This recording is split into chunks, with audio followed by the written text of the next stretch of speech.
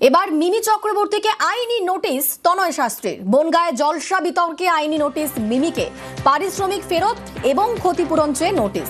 বনগাঁর অনুষ্ঠানে মিমিকে হেনস্থার অভিযোগ, পাল্টা মিমির বিরুদ্ধে 2 ঘন্টা দেরিতে অনুষ্ঠানে আসার অভিযোগ আয়োজকের। মিমির অভিযোগে গ্রেফতারও হন তনয় শাস্ত্রী। এবার মিমিকেই আইনি নোটিশ তনয় শাস্ত্রী।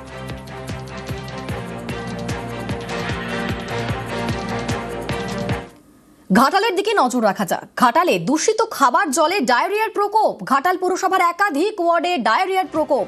ঘাটালের কোন্নগরে অসুস্থ 30 জন।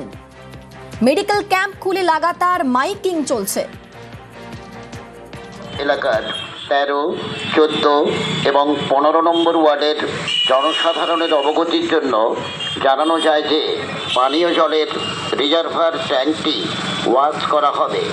সেই কারণে পাইপলাইনে সরবরাহ করা জলটি কোনো মতেই ব্যবহার করা যাবে না।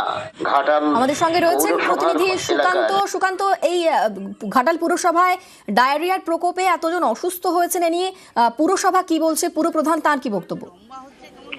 দেখো, ঘাটাল পৌরসভার পৌরপ্রধান তুহিনকান্তি বেরা ঘটনার খবর পেয়ে সাথে সাথে কিন্তু ওই এলাকাগুলিতে যান এবং এলাকাবাসীরা তার কাছে কিন্তু জানান যে পানীয় জল অর্থাৎ পৌরসভার যে পাইপলাইনের জল, সেই জল খাওয়া যাচ্ছে না এবং সেই জলে পোকা বেরোচ্ছে।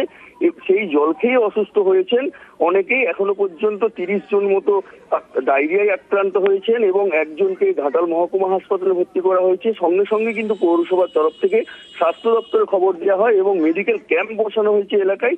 এবং পৌরসভার পৌরপ্রধান যেটি জানিয়েছেন, আজকে ওই এলাকার অর্থাৎ কোন্নগর এলাকার যে জল ট্যাঙ্ক রয়েছে, জলাধারটি রয়েছে, সেই জলাধারটি যেটি 13, 14, 15 তিনটি ওয়ার্ডের মানুষ জল খান, সেই মানুষকে জল খেতে বারণ করেছেন। কারণ ওই জলাধার সম্পূর্ণরূপে পরিষ্কার করা হবে। শুধু তাই নয়, পাইপলাইনের বিভিন্ন জায়গায় বেশ একেবারেই মাইকিং করে সতর্ক করা হচ্ছে সেখানকার বাসিন্দাদের। ধন্যবাদ। সাধারণের অবগতির জন্য জানানো যায় যে খুব নোংরা জল বেরোচ্ছে, সকালে হলেই সে কাদা জল আর যেন ফেনা বেরোচ্ছে জলটা দিয়ে। 3-4 দিন হলো মানে সমানে শুধু বমি, পাড়াতেও হচ্ছে, জল থেকেই হচ্ছে। আর জলটা না কেমন একটা পচা গ্যাস, আর যেন মুখে কোনো স্বাদ লাগছে না জলটা। এই জলে বেরিয়েছিল একটা জোঁক, এক ধরনের পোকা আর কি। একদম এই লোকের এত জনের জল কি কিনে খাওয়ার সময়, আমাদের বাড়িতে অ্যাকোয়াগার্ডও নেই। হ্যাঁ, জল কত কিনে খাবো। জলটা প্রথমে ঘোলা বেরোচ্ছিল, তারপরে দেখছিলাম ফেনা হচ্ছে। তারপরে অনেকেই বাড়িতে সবারই অসুস্থ, পেটটা ভারী হয়ে আছে। বাসন মাজতে এসেছে, কলটা খুলেছে, পুরো সার্ফের জলের মতো ফেনা সাদা জল। আমার তো যথাসম্ভব মনে হচ্ছে জল দিকে সমস্যা, কেন আমরা ওই জলই ডাইরেক্ট খাই, এখন বাইরের জল কিনা জল খাওয়াচ্ছে। 14 নম্বর ওয়ার্ডের একটি পরিবার থেকে বলা হচ্ছে যে একটি জায়গায় পাত্রে জল নিয়েছে এবং তাতে একটি পোকা বেরিয়েছে হয়তো।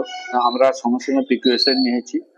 আমরা যারা জল দপ্তরে কাজ করেন এজেন্সি, তাদেরকে জানিয়েছি যে যেখানে যা লিকেজ আছে দ্রুততার সঙ্গে সেই লিকেজকে সারিয়ে দিতে হবে এবং যে জলের ট্যাঙ্ক আছে সেই ট্যাঙ্ক করে ওয়াশ করা হয়, তার প্রয়োজনীয় ব্যবস্থা আমরা গ্রহণ করছি।